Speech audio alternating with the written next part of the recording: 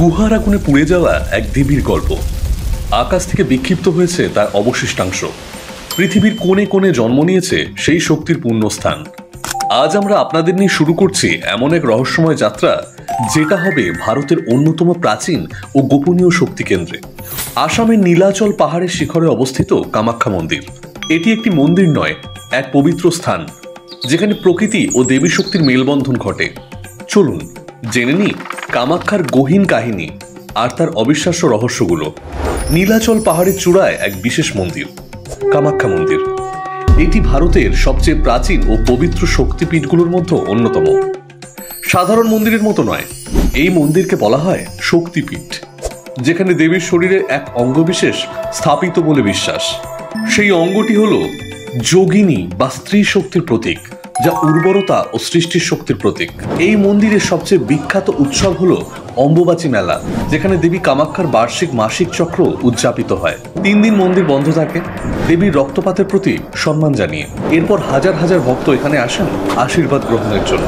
প্রাচীন সময়ে দেবী সতী, যিনি ছিলেন শিবের অমৃত প্রিয়া স্ত্রী, তার পিতার আয়োজিত যজ্ঞে গিয়ে পিতার মহাদেবের প্রতি অপমান সহ্য করতে না পেরে বেদনায় অগ্নিতে আত্মদাহ করলেন তিনি। মহাদেব তার মৃত্যু শোকে তাণ্ডব, রুদ্র তাণ্ডব করেন, যা সৃষ্টির ভারসাম্য বিঘ্নিত করেছিল। সৃষ্টির ভারসাম্য রক্ষা করতে বিষ্ণুদেব তার চক্র দিয়ে দেবী সতীর শরীরের অংশগুলো ছড়িয়ে দিলেন। যেখানেই তার অংশ পড়ল, সেখানেই শক্তিপীঠ প্রতিষ্ঠিত হলো। নীলাচল পাহাড়েই পড়েছিল দেবী সতীর যোগিনী অংশ, যেখানে নির্মিত হলো কামাখ্যা মন্দির। প্রতি বছর জুন মাসে কামাখ্যা মন্দিরে অনুষ্ঠিত হয় অম্বুবাচী মেলা। এই মেলা মূলত দেবী কামাখ্যার মাসিক ঋতুচক্র উপলক্ষে অনুষ্ঠিত হয়। অম্বুবাচী মেলার সময় মন্দিরের কেন্দ্রে প্রবাহিত একটি পবিত্র ঝর্ণা 3 দিন লাল রঙের হয়। স্থানীয় বিশ্বাস, এটা দেবীর মাসিক রক্তপাতের প্রতীক। বিজ্ঞানীরা এই লাল রঙের রহস্য আবিষ্কার করতে পারেননি। কেউ বলে এটি লৌহ সমৃদ্ধ মাটি বা মাটির নিচে সিপার বার্নার ধাতুর উপস্থিতির কারণে।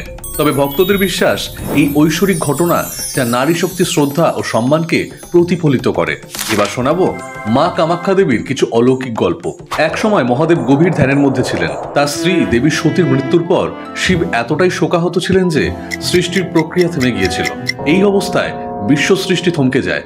দেবতারা চিন্তিত হয়ে পড়েন এবং তখন কামদেবকে পাঠানো হয় মহাদেবকে জাগানোর জন্য। কামদেব প্রেম ও আকর্ষণের দেবতা। শিবের ধ্যান ভেঙে তাকে জাগিয়ে তুলতে চান, কিন্তু শিবের তৃতীয় চক্ষু থেকে বের হওয়া আগুন কামদেবকে অতি দ্রুত পুড়িয়ে ভস্ম করে দেয়। কামদেবের স্ত্রী রতি শিবের কাছে অনুনয় করে স্বামীর প্রাণ ফিরিয়ে আনার জন্য। শিব তার অনুনয় মেনে নেন, তবে কামদেব তার প্রাকৃতিক সৌন্দর্য হারিয়ে ফেলেছিলেন। হৃদয় ভাঙা কামদেব তখন পবিত্র কামাখ্যা শক্তিপীঠে আশ্রয় নেন। সেখানে তিনি পরম ভক্তি ও তপস্যায় লিপ্ত হন। দীর্ঘ সাধনা ও ধ্যানের মাধ্যমে কামদেব তার হারানো সৌন্দর্য ফিরে পান। কথিত আছে যে কামাখ্যা মন্দিরটি দেবীর উপাসনা স্থান হিসেবে বিশ্বকর্মার সহায়তায় কামদেব দ্বারা নির্মিত হয়েছিল।